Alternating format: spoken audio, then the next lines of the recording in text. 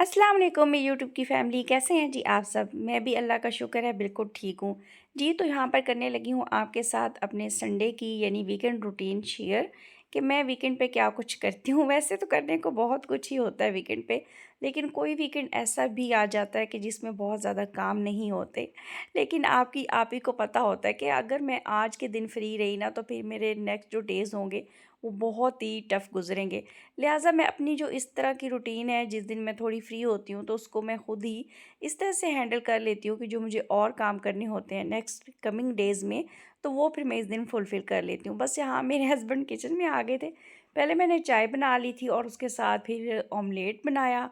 Omelette बनाते ही जी सबसे पहले जो पराठा डाला था वो डाला था अपने हस्बैंड के लिए, क्योंकि संडे वाले दिन भी उन्हें आज कहीं जाना था। उसके बाद जी मैंने फ़ौरन से बर्तन समेटे और फिर आई जी जो मेरी ऑटो मशीन है ना उसका स्विच ऑन करने के लिए, क्योंकि कपड़े थोड़े बहुत ही होते हैं तो मैं साथ साथ ही धो लेती हूँ। अगर मैं बहुत ज़्यादा कर लूँ ना तो फिर मुझे मुश्किल लगती है धोना, कि ना फिर मैंने और भी अपने घर के जो काम होते हैं वो देखने होते हैं। अच्छा, आज मैं जब ऑटो मशीन लगाने आई ना तो मेरे हस्बैंड के 2 सूट थे और 2 सूट ही मेरे बेटे के थे, जो कि जिसका नाम मोहम्मद मेहर है।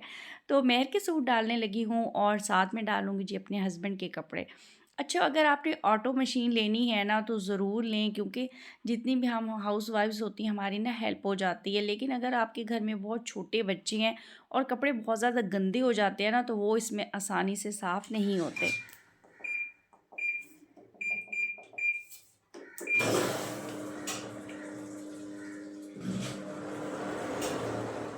अच्छा जी, तो मशीन को सेट करते साथ ही ना फिर मैं आ गई थी किचन में, कि ना किचन में मैंने बर्तन धोने थे चाय नाश्ते वाले, और जो मैं था वो चला गया था बाहर अपने फ्रेंड के साथ खेलने के लिए।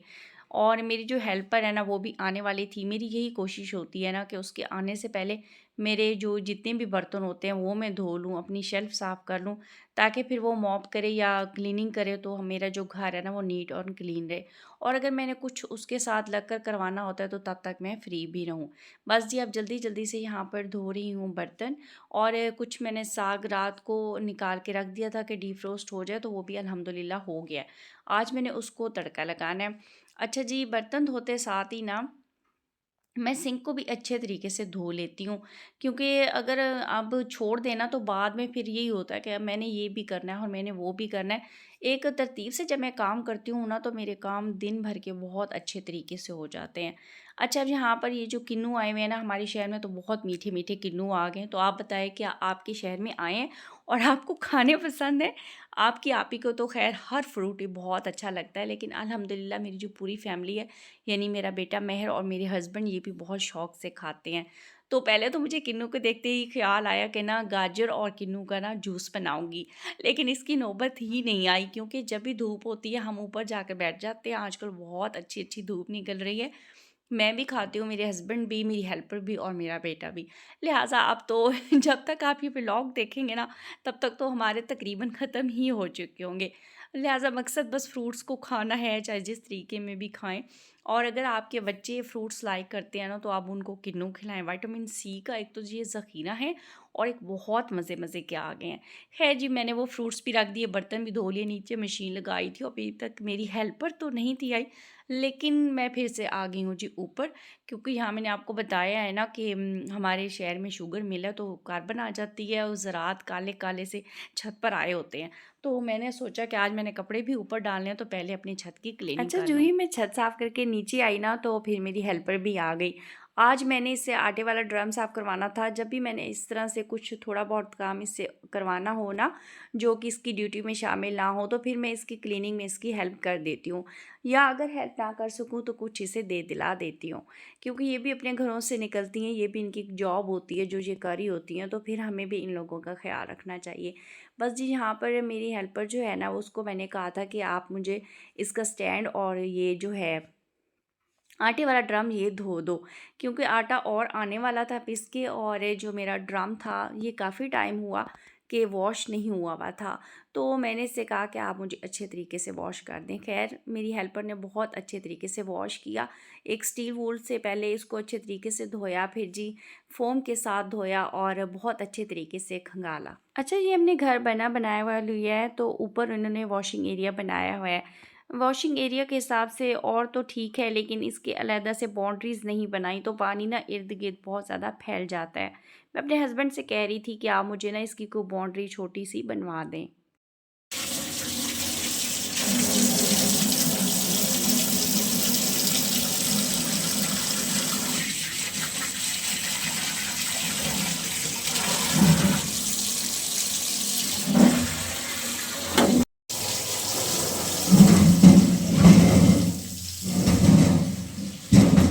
जी, तो देखें आपकी आपी ने कितने अच्छे तरीके से अपनी हेल्पर से ना ड्रम वॉश करवा लिया। बस अब हम इसको देखें इस डायरेक्शन में रख रहे हैं ना, तो ये अच्छे तरीके से जो है इसका सारा पानी भी निकल जाएगा और ये अच्छे तरीके से खुश्क भी हो जाएगा। तो ख़ैर मेरी हेल्पर ने बहुत अच्छा धोया था। अब ये हम जा रहे हैं जी नीचे। एक तो ना मेरी जो हेल्पर है वो भी सराइकी स्पीकिंग है और मैं भी, तो हम ना सारा दिन जब ये आती है तो बहुत मज़े-मज़े की बातें करते हैं। ख़ैर इस टाइम पर मैं अपने जो है घर की फिर मैंने जी कर ली थी डस्टिंग और इसने ना फिर जो क्लीनिंग करती है और मॉप लगाए। बस जी डस्टिंग कर ही रही थी तो फिर मेरे कपड़े भी धुल गए थे। अब इन कपड़ों में मैं जाकर छत पर फैला दूँगी और उसके बाद फिर अपनी कुकिंग स्टार्ट करूँगी। अच्छा, बस कपड़े धुलते साथ ही ना फिर मेरी यही होती है कोशिश कि मैं इनको जल्दी से निकालूँ और जाकर छत पर फैलाऊँ। और फिर मेरी ना हेल्पर मुझे कहती है कि बाजी आपकी ना दूसरी जिनी हेल्पर का वो कहती है कि बाजी आपकी दूसरी हेल्पर आपको बुला रही है। तो हम इस बात पर भी बहुत हँसते हैं। अच्छा, जब भी हमारे घर में कोई हेल्पर आए ना तो मेरी तो यही कोशिश होती है कि मेरा उसके साथ पता नहीं घंटा गुज़रेगा या 2 घंटे गुज़रेंगे, तो क्यों ना मैं उसके साथ बहुत अच्छे गुज़ारूँ। बहुत सी चीज़ें दरगुज़र करनी पड़ती हैं, बहुत सी जगहों पे कंप्रोमाइज़ करना पड़ता है, लेकिन उसका फ़ायदा बहुत ज़्यादा ये होता है कि वो बंदा ना आप उसके फ़ेवरेट हो जाते हैं और फिर वो आपको कभी भी छोड़ता नहीं। हाँ, कभी बहुत मजबूरी हो जाए तो। ख़ैर जी, यहाँ पर मेरी हेल्पर नीचे से झाड़ू लगा रही थी और मैंने ऊपर कपड़े फैला दिए थे। आज मैंने साफ़िया को दूरियाँ भी धोई थी, वो भी मैंने ऊपर जाकर फैला दी थी। ये सब करने के बाद जब मैं नीचे आई ना तो फिर मैंने जल्दी से साग को काट के तड़का लगाऊँ। साग को नहीं कहा, अपने आप को कहा कि तड़का लगा लूँ। और साग मेरी अम्मी बनाकर भेजती हैं, अल्लाह ताला उनको ईमान के साथ लंबी ज़िंदगी दे। और मैं बस उसको सिर्फ़ तड़का ही लगाती हूँ। और यहाँ पर जी मैंने लहसुन और अदरक फ्रीज़ किया हुआ था। अच्छा, मैं ना टमाटर ज़रूर डालती हूँ, छोटे-छोटे प्याज़ करके मैंने पहले डाले, फिर उसमें टमाटर डाल दिए। उसके बाद जी लहसुन अदरक का पेस्ट डाला, तमाम स्पाइसेस डाले और उसके बाद जी मैं इसमें डाल दूँगी साग। अच्छा, मैं कुकिंग करते के साथ-साथ ना जब किचन में होती हूँ तो मेरी यही कोशिश होती है ना कि जितने भी जो क्रॉकरी रैक है उस पे बर्तन पड़े हुए हैं वो मैं लगाती सेट करती जाऊँ और जो भी कैबिनेट्स में। कुकिंग के दौरान बर्तन हो रहे होते हैं ना वो भी मैं साथ ही धो लेती हूँ। और अगर सैलेड बनाना है तो वो भी बना लेती हूँ। इससे एक तो टाइम भी काफ़ी बच जाता है और एक मुझे ना बिल्कुल ऐसे सालन के पास खड़े होकर सालन बनाना बिल्कुल अच्छा नहीं लगता। जहाँ पर जी बस मैं साग डाल रही हूँ अब कुकर के अंदर और थोड़ा सा पानी भी खंगाल करके डालूँगी। वो इसलिए कि साग को मैंने थोड़ा दम लगाना है अंदर धनिया और सब्ज़ मिर्चें डाल के, तो मेरा साग जले नहीं इसलिए। अच्छा जी, आप ये भी बताया करें कि मेरे व्लॉग्स में आपको कौन-सी चीज़ बहुत अच्छी लगती है। आइंदा आगे के जो व्लॉग्स होंगे उसमें फिर आपके साथ यमी-यमी सी रेसिपीज़ भी और बहुत ईज़ी रेसिपीज़ भी आपके साथ इंशाल्लाह ताला ज़रूर शेयर करूँगी। बस अब यहाँ इसमें मैंने पानी डाल दिया, उसको अच्छे तरीके से मिक्स करके यानी साग को मिसाले के साथ ना फिर मैं सब्ज़ मिर्चें डाल के और इसको ना मैं दम पर रख दूँगी सिर्फ़ 5 से 10 मिनट के लिए, बिल्कुल हल्की आँच पे। अच्छा, मैं काफ़ी दिनों से हमारे घर में सब्ज़ी आ रही थी ना, तो जब भी साग सब्ज़ी के धनिया या पुदीना आते हैं ना, तो उसमें अलहदा करके रखती जा रही होती हूँ। क्योंकि जब ये काफ़ी सारा इकट्ठा हो जाता है ना, तो फिर मैं इसकी चटनी बना कर के फ्रीज़ कर लेती हूँ।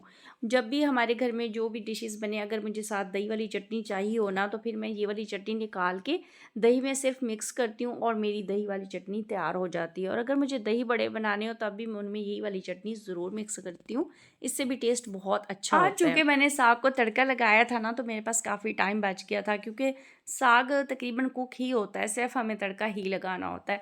तो यहाँ पर फिर मेरे पास काफ़ी ज़्यादा ना धनिया था जो कि सब्जियों के साथ आ रहा था और मैं इकट्ठा करके रख रही थी। तो आज मैंने सोचा क्यों ना इसकी चटनी बना लूँ।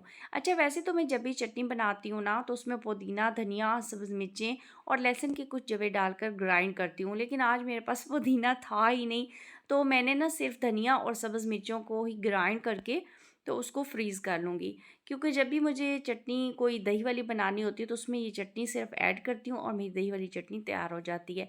बस अब मैं यहाँ पर आ गई थी अपने डिवाइडर में से जी ग्राइंडर निकाल रही हूँ, क्योंकि मैंने यहाँ पर रख दिया था कुछ दिन पहले। अब यहाँ से निकाल के ले जाऊँगी और उसमें जी मैं कर लूँगी।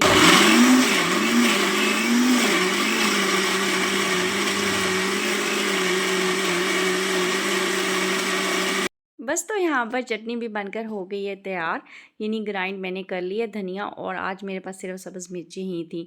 अच्छा, ये जो फूड स्टोरेज बॉक्सेस होते हैं ना, इनमें मैं डाल के फ्रीज़ कर लेती हूँ। मेरे पास पहले भी कुछ बची हुई थी और उसी के ऊपर मैं ये वाली डाल दूँगी। अच्छा, काफ़ी ज़्यादा तादाद में मैं बना कर के रखती हूँ, चूँकि ये फ्रीज़ होती हैं तो ये ख़राब बिल्कुल भी नहीं होती। तो आज चूँकि मैंने साग बनाया था ना, मेरा टाइम बच गया था, तो मैंने सोचा कि साथ ये वाला काम भी कर लेती हूँ। बस वीकेंड पे कभी कोई वीकेंड तो मेरा ऐसा आता है ना कि वो बहुत ज़्यादा इतना कुकिंग करनी पड़ जाती है और मेरे हस्बैंड की फ़रमाइशें होती हैं। आज वो घर पर नहीं थे, तो मैंने भी ना अपने वीकेंड को थोड़ा अपने लिए आसान बना लिया। अच्छा, एक टिप आपको यहाँ पर दे दूँ कि जितने भी मैं जो भी मशीन यूज़ कर लेती हूँ ना, होम अप्लायंसेस हम जो भी यूज़ करते हैं, अगर हम उनको यूज़ करने के फ़ौरन बाद साफ़ सुथरा करके और वॉश करके रखें ना, तो उनकी उम्र भी बहुत ज़्यादा बढ़ जाती है और वो चीज़ें जल्दी ख़राब भी नहीं होती। अच्छा, यहाँ पर अब मैं जितनी भी चीज़ें थी चटनी वाली बनाने के दौरान मैंने यूज़ किए बर्तन वो वॉश कर रही हूँ। साथ-साथ में जो छोटा स्पाइसेस जिसमें मैंने ग्राइंड किया है ना, ग्राइंडर, उसको भी मैं अच्छे तरीके से धो करके साफ़ करके फिर रखूँगी, क्योंकि इस तरह से करने से ना जो चीज़ें होती हैं ना उनकी उम्र बहुत ज़्यादा बढ़ जाती है और फिर हम देखें कितना ज़्यादा पैसा लगा कर एक चीज़ लाते हैं। अगर हमारी थोड़ी सी केयर से और थोड़ा सा टाइम लगने से उसकी अगर वो हमें देर तक हमारे घर में ठीक ठाक रहे, मुयस्सर रहे, तो इन मशीनरी से मेरा हमारा काम बहुत आसान हो जाता है। तो मैं तो जब एक चीज़ ले लेती हूँ ना, तो मेरी इतनी कोशिश होती है कि उनको ना इतने तरीके से संभाल के इस्तेमाल करूँ कि फिर और चीज़ें लूँ और वो वाली जो चीज़ है वो मेरे पास जब तक रह सकती है ना तब तक उसको रखूँ। ख़ैर जी, यहाँ पर मैंने सारे जो बर्तन थे जो साथ-साथ हो रहे थे वो मैं वॉश कर रही थी। अब मैंने सिर्फ़ वही चटनी में जो इस्तेमाल हुए वॉश वॉश किए। अब यहाँ पर जो मशीन है ना ग्राइंडर की, उसको मैं अच्छे तरीके से वाइप करके पहले, उसके बाद जी इसको ड्राई कर लूँगी और ड्राई करने के बाद फिर इसके जो भी जगह जहाँ से मैं उठा के लाई थी वहीं जाके रखूँगी। अच्छा, मैंने अपने घर में ना एक तरीका बनाया हुआ है, एक असूल है और मेरा शुरू से ही है। यानी मेरी अम्मी कहती है कि तुम छोटे टाइम से ही ऐसी हो, और वाक़ई जब तक मुझे याद पड़ता है ना कि मैं एक अपने घर में अनमैरिड लाइफ़ में भी एक चीज़ का जगह बनाती थी कि ये चीज़ यहाँ से उठाई है तो इसकी यही जगह है, इसको यूज़ करने के बाद यहीं रखना है। और वही आदत आज तक भी है और यही आदत जो है ना जिसने मेरे घर को समेट कर रखा हुआ है, यकीन जानिए। बस अब यहाँ मेरा बेटा भी बाहर खेल कर आ गया था, खैर आ गया था, फिर उसने स्टडी की थी, फिर चला गया था। यहाँ वो भर भर रहा था जी पानी, और साथ में जो मेरा है ना ग्राइंडर, उसको मैंने अच्छे तरीके से साफ़ कर लिया। अब यहाँ पर जी मैंने गरम-गरम बना रही हूँ रोटी। वैसे मोस्टली इस टाइम पर मेरे हस्बैंड नहीं होते। हाँ, संडे के दिन कभी हों तो होते हैं, लेकिन अक्सर वो अपनी जो उनकी जॉब होती है वहीं होते हैं, और जो लंच होता है ना वो हम माँ-बेटा ही करते हैं। तो ये देखिए जी, हमारा यम्मी सा साग बनकर हो गया है तैयार और गरम-गरम मैंने घर पर बना ली हैं रोटियाँ। अब हमने खा लिया था जी खाना इस टाइम पर, और ये फिर है असर का टाइम। तो ये मैं कपड़े उतारते टाइम इसलिए झाड़ रही हूँ क्योंकि मैंने आपको बताया ना कि एक मिल है और उसकी ना काले ज़रात आते रहते हैं, तो मेरा बस ये होता है कि कहीं कपड़ों पे हों ही ना। तो यहाँ जी असर के टाइम मैंने असर की नमाज़ पढ़ने के बाद ये वाले कपड़े उतार लिए थे, बिल्कुल खुश्क हो गए थे, और अब मैं इनको जा कर के करूँगी तह। तो आज मैंने अपनी सुबह 10 बजे से लेकर ना आपको मग़रिब तक की रूटीन दिखाऊँगी।